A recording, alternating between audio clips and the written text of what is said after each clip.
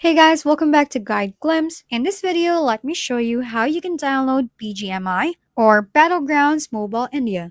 For Android, open the Google Play Store on your Android device, search for Battlegrounds Mobile India or simply BGMI.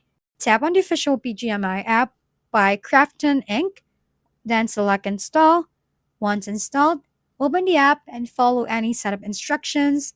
And for iOS devices, open the App Store on your iOS device, search for Battlegrounds Mobile India, and select the official app by Crafton Inc. Tap Get to download and install the app on your iPhone or iPad. Now for Android devices that are regions without Play Store, here's how you can download the app. Go to the BGMI's official website or trusted sites that host APKs. Download the BGMI APK file and the OBB file if required.